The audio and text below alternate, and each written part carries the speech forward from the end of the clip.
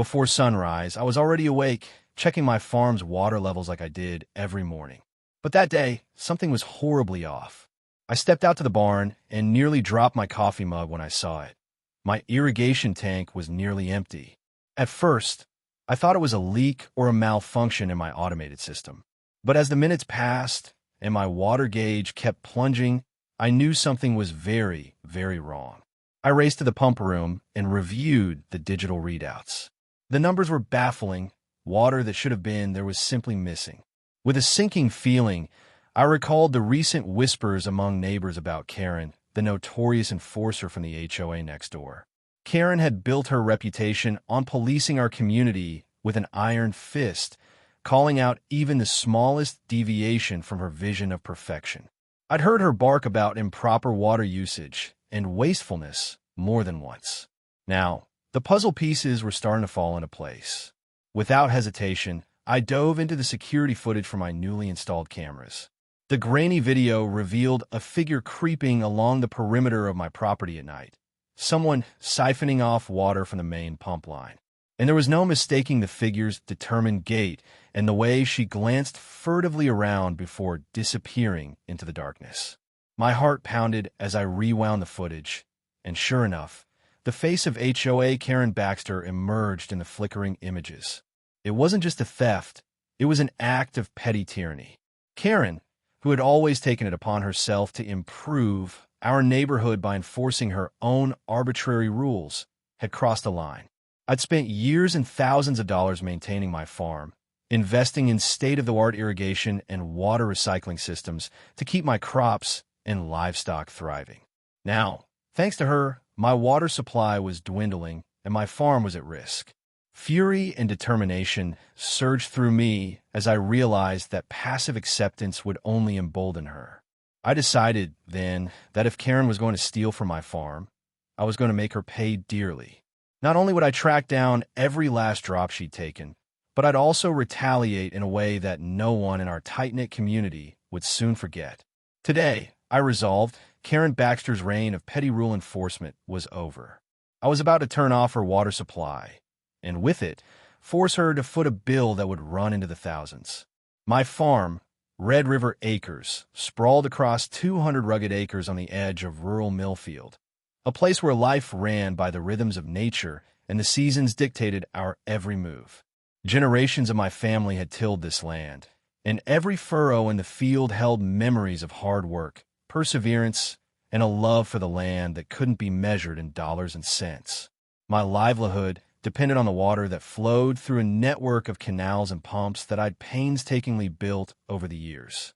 I was proud of my achievements, a modern irrigation system, water recycling units, and even solar-powered pumps that kept my fields green and my animals healthy. In stark contrast, the neighboring subdivision of Oakwood Estates was the epitome of suburban conformity. Every house was perfectly maintained, every lawn trimmed to an exact standard, and the local homeowners association, HOA, ruled with absolute authority. Among its enforcers was Karen Baxter, a woman in her early 50s who took it upon herself to police everything from the color of porch lights to the proper angle of a hedge. With her clipboard always at hand and an ever-present frown, Karen had earned a reputation as the self-appointed guardian of Oakwood Estate's pristine image. Karen's influence stretched far beyond her own property. She was known for her relentless inspections and her readiness to file complaints at the drop of a hat. To her, every minor imperfection was a sign of neglect and an opportunity to impose her rigid standards. It was said that if you dared to deviate from the HOA's guidelines, you'd soon find yourself on her radar, subject to fines, warnings, and endless reports. I'd long tolerated Karen's overzealous nature. After all, I believe in a balance between order and freedom, between modern innovation and rustic charm.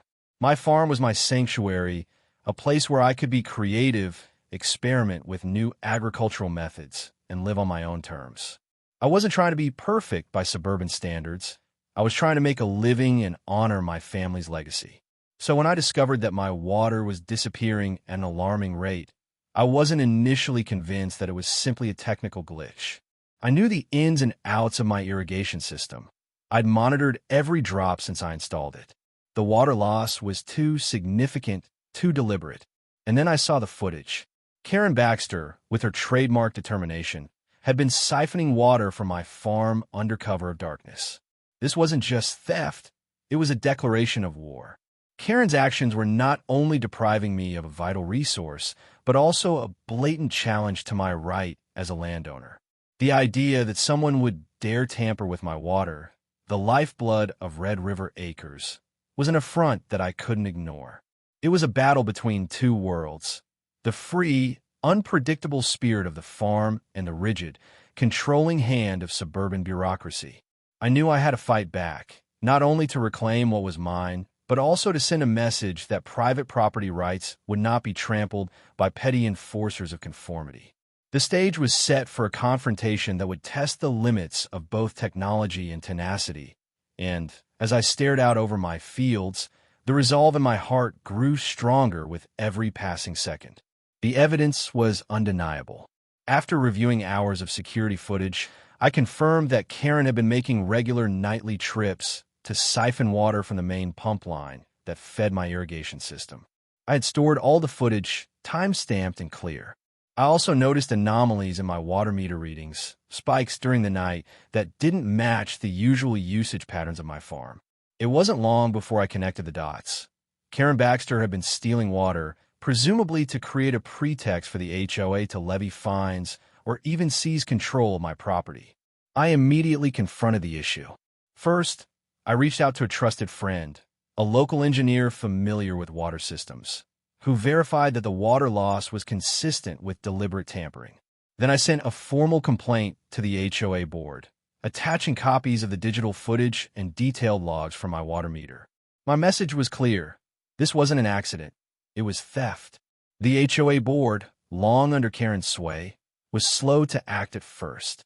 Karen, ever the consummate enforcer, claimed that I was somehow misusing community water resources and that my water usage was excessive by their standards. She argued that my farm was depleting a resource meant for the entire neighborhood, even though I had every right to the water flowing through my property.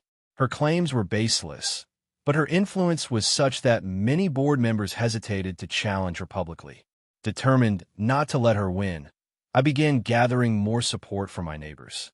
I visited several nearby homes and found that others had noticed odd fluctuations in their own water bills and had even experienced minor disruptions, blips in their water supply that they dismissed as glitches. Slowly, a coalition of frustrated residents began to form, all of whom had long chafed under the strict, sometimes arbitrary, enforcement of the HOA. Their stories added weight to my evidence, and soon, digital petitions and online forums erupted with calls for accountability. Hashtags like #WaterRights and #StopItYoBullying started trending locally. But I wasn't content with merely exposing Karen's theft. I wanted to hit back in a way that was both symbolic and effective. I decided that the best revenge was a massive dose of practical justice. After much thought, I concluded that the most direct way to retaliate was to turn off Karen's water supply entirely. The irony was almost too perfect. A woman who stole water from my farm would soon be left high and dry herself. I meticulously mapped out the layout of the local water network. My farm was connected to a broader system that served parts of the subdivision, including the HOA's administrative building where Karen often held her meetings. I knew that by manipulating the valves on my property, specifically the ones controlling the flow to the neighboring lots, I could effectively cut off the water supply to Karen's property. It was a risky maneuver. Tampering with a water system wasn't without its dangers and potential legal repercussions. But I believed that the evidence of her misdeeds would shield me from any fallout. Late one night, when the air was cool and the stars were out, I set my plan into motion. Under the cover of darkness, I crept out to the main valve panel on the edge of my property. I had studied the schematics for months, and I knew exactly which valves controlled the flow to the HOA office and Karen's home. With a deep breath and trembling hands, I turned the valves, effectively cutting off her water supply.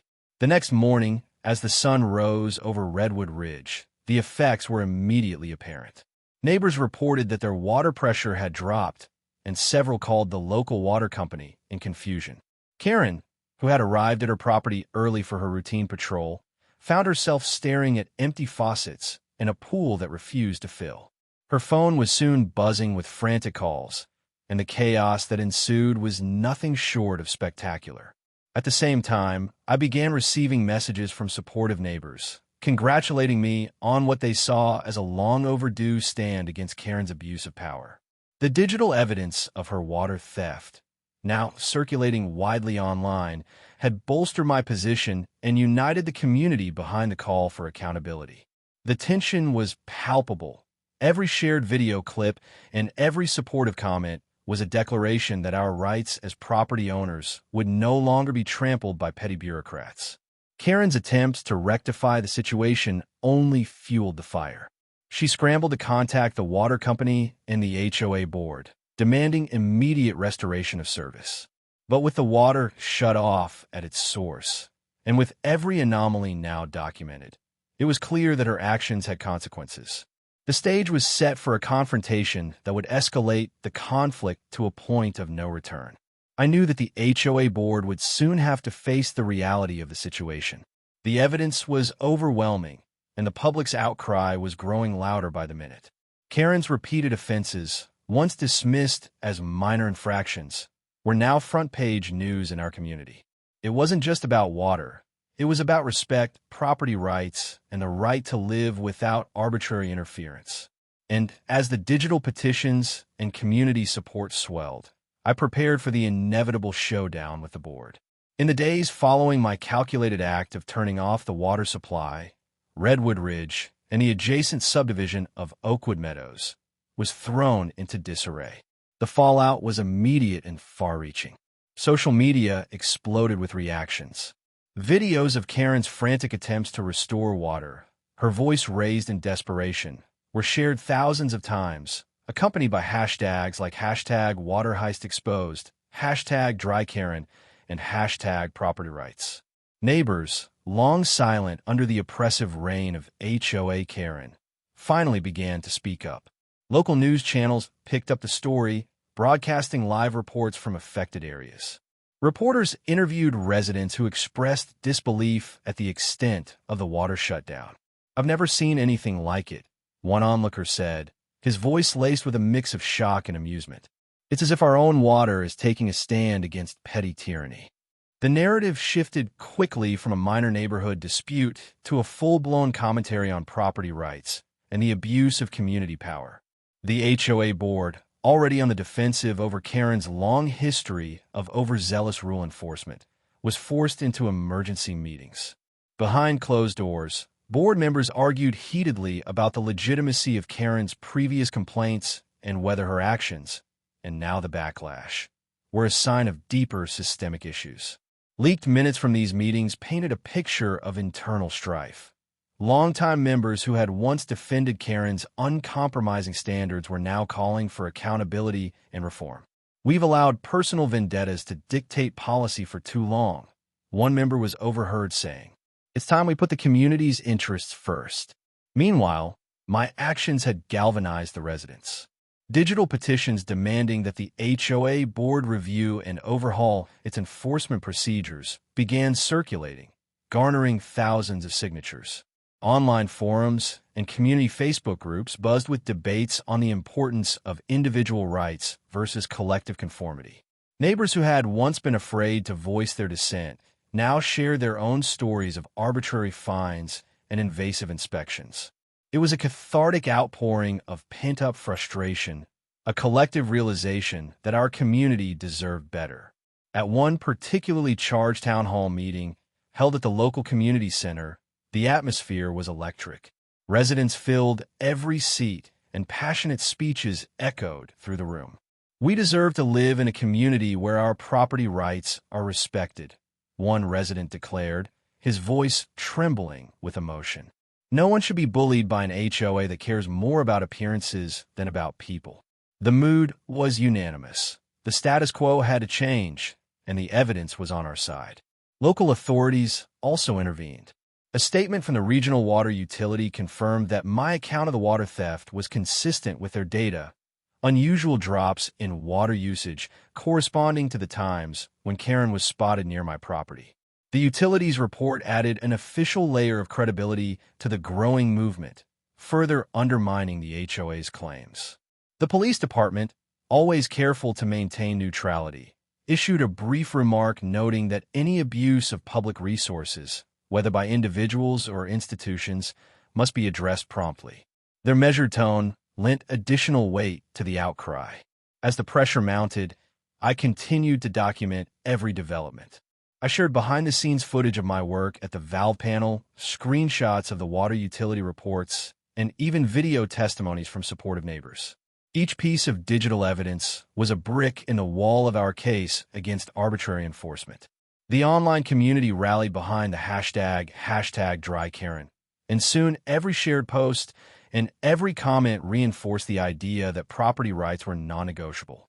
The tension reached a climax when the HOA board announced a final public hearing to address the water theft and the ensuing shutdown. The news sent shockwaves through Oakwood Meadows. On the day of the hearing, a record number of residents arrived at the community center, their faces etched with anticipation and resolve. The atmosphere was charged with the promise of change, a promise that our collective voices would finally force the board to acknowledge the abuse of power.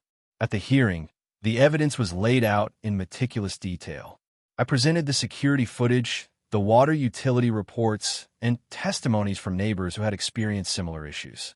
The room was silent as the digital proof was shown on a large screen, each clip and chart a damning indictment of the HOA's misguided policies. Karen's own statements, once delivered with haughty assurance, were scrutinized and dissected, revealing inconsistencies and biases that left little doubt about her true motivations. By the close of the hearing, the narrative was clear. What began as a petty theft of water had evolved into a battle for the very soul of our community, a fight for the right to live free from bureaucratic overreach. The public support, amplified by digital evidence and impassioned testimonials, had set the stage for a dramatic turning point that would force a re-evaluation of our neighborhood's governance. The stage was now set for the final act, a moment when the balance of power would be irreversibly shifted, and no one, not even the self-appointed enforcer Karen Baxter, would be allowed to trample on our rights. The decisive moment came on a brisk morning in a packed boardroom at the Oakwood Meadows Community Center. The room was filled with a diverse mix of HOA officials, local police representatives, community leaders, and residents, all gathered for the final public vote that would determine the fate of our neighborhood's enforcement policies. With a steady and commanding presence, Councilwoman Lisa Reynolds stepped up to the podium, her eyes reflecting the collective hope and determination of our community. After an exhaustive review of all digital evidence, eyewitness testimonies, and the overwhelming support of our residents, we have reached an inescapable conclusion. Councilwoman Reynolds began, her voice calm yet resolute. It is evident that the actions taken by Mrs. Karen Baxter, specifically the unauthorized siphoning of water from private property and the subsequent attempts to cover it up, were not only baseless, but driven by personal bias and a flagrant abuse of power. This incident is a stark reminder that no one is above the law and that every resident's right to private property must be respected. A heavy silence fell over the room as Reynolds continued. Effective immediately, the HOA board will rescind any fines or sanctions related to these incidents and initiate a full disciplinary review of the practices that allowed such overreach. Furthermore, we will introduce new guidelines that ensure transparency and protect the property rights of every member of our community. Today's decision reflects our unwavering commitment to justice and to the principles of fairness that form the foundation of Oakwood Meadows. Her words resonated powerfully, and murmurs of approval swept through the assembly. At that moment, a well-respected community advocate, a longtime champion of property rights, rose to speak. "Today, we stand united," he declared, his voice strong and impassioned. "No resident should ever be subjected to arbitrary actions that strip away their hard-earned rights. Let this vote be a turning point, a clear signal that our community will no longer tolerate abuse of power. We demand accountability, and we will ensure that every act of misconduct is met with swift, decisive action. His declaration was met with thunderous applause, uniting the room in a resolute commitment to reform. Following his speech, a senior police official presented the final dossier, a meticulously compiled record of digital footage, water utility reports, and multiple eyewitness accounts that unequivocally demonstrated the theft of water and the subsequent retaliatory measures. The evidence was irrefutable. The water stolen from my farm was documented in detail, and every attempt by Karen Baxter to justify her actions was exposed as a sham. The Internal Affairs Panel unanimously endorsed strict disciplinary measures against those responsible for the abuse of power, and the full report was scheduled for immediate public release to ensure complete transparency. Councilwoman Reynolds concluded her address. Let this resolution mark the dawn of a new era for Oakwood Meadows, a community where every resident's rights are sacrosanct, where public authority is exercised with integrity, and where personal bias has no place. Our vote today is not merely about reversing a fine. It is a declaration that we will protect our property rights and our freedoms against any form of bureaucratic overreach. Today, we stand for justice, and together, we will ensure that Oakwood Meadows remains a sanctuary of truth and fairness. Her final words, delivered with unwavering conviction, sealed the turning point in our battle for property rights. In that defining moment, as every face in the boardroom reflected shock, determination, and hope, the balance of power shifted irrevocably. The overwhelming digital evidence and a unified voice of our community had forced a decisive action that would forever reshape the governance of Oakwood Meadows. The days of petty, arbitrary rule enforcement were over. Our future would be built on respect, transparency, and the inviolable right to private property. In the weeks following the historic vote, Oakwood Meadows began to transform. News of the rescinded fines and sweeping reforms implemented by the HOA board spread rapidly through local media and social networks, igniting impassioned discussions about property rights, accountability, and the responsible use of community power. Editorials in the local newspaper, with headlines like "A New Dawn for Oakwood Meadows" and "Community United for Freedom," celebrated the decisive actions taken to protect individual rights. Hashtags such as #PropertyRights, #NoMoreOverreach, and #JusticeForOakwood trended widely, reinforcing the message that the community would no longer tolerate the abuse of power. Town hall meetings and community forums saw record attendance, as residents gathered to share their experiences and envision a future free from arbitrary interference.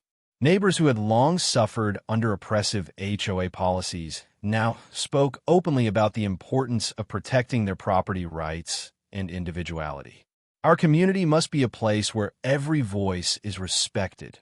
One impassioned speaker declared at a bustling town hall. His words met with enthusiastic applause. The atmosphere was one of hope and renewed determination, a collective promise to stand united against any form of bureaucratic tyranny.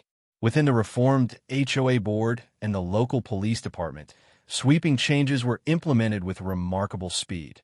Senior officials, led by Director James Carter and Lieutenant Marcus Reed, introduced comprehensive training programs emphasizing ethical conduct, cultural sensitivity, and the respectful management of community resources. Regular internal audits and transparent disciplinary procedures were established to ensure that every complaint was meticulously scrutinized and that no resident would ever again be subjected to arbitrary fines or harassment. Our duty is to protect the rights and freedoms of every member of our community, Lieutenant Reed affirmed in a follow-up press conference, his words echoing the community's renewed commitment to fairness. Community leaders and civil rights organizations mobilized as well, organizing workshops and public forums designed to educate residents about their rights and to empower them to stand up against overreach. When we unite, we become an unstoppable force for change, a local activist proclaimed at a well-attended forum, his message resonating with residents who had long felt silenced by the tyranny of outdated rules. For me, The journey from confrontation to resolution was both deeply personal and profoundly transformative. My decision to fight back by turning off the water supply and forcing Karen Baxter to face the consequences had not only reclaimed what was rightfully mine, but had also sparked a movement that resonated far beyond my own farm. Neighbors, once intimidated by the relentless enforcement of arbitrary rules, now found their voices. They shared their own stories of injustice, and together we formed a united front in defense of our property rights and individual freedom. Karen Baxter, once the formidable enforcer of HOA edicts, found herself increasingly isolated. Digital records of her past misdeeds, once zealously guarded, were now public knowledge, a stark reminder that no one is above accountability when the community unites for justice. Her influence waned, and she became a cautionary tale of what happens when personal bias is allowed to dictate public policy. At a final celebratory event held in the Central Park of Oakwood Meadows, residents, local officials, and community advocates gathered under the warm glow of a setting sun. A large banner reading "Unity, Freedom, and Property Rights" was unfurled between towering oaks, and heartfelt speeches echoed with promises of a brighter, more inclusive future. Today, we celebrate not only the victory of our rights, but also the spirit of a community that stands together against injustice, Councilwoman Reynolds proclaimed, her voice filled with determination. The standing ovation that followed was a powerful affirmation of our collective commitment to protect our freedoms and to ensure that no one can abuse public power again. As each new day dawned over Oakwood Meadows, the legacy of that fateful confrontation endured as a beacon of transformative change. The story of how Karen Baxter stole water from my farm and how I turned off her supply, making her pay thousands in damages, became a rallying cry for every resident who believed in the sanctity of private property and the right to live without fear of bureaucratic overreach. Every sunrise now carried with it the promise that in Oakwood Meadows, truth and justice would forever reign. In the end, what began as a personal battle against petty theft evolved into a watershed moment for our entire community. We emerged more united, more vigilant, and more determined to safeguard our rights. And as the sun rose each morning over our reclaimed neighborhood, it carried with it the promise that Oakwood Meadows would forever be a place where freedom, integrity, and respect for individual property were cherished above all else.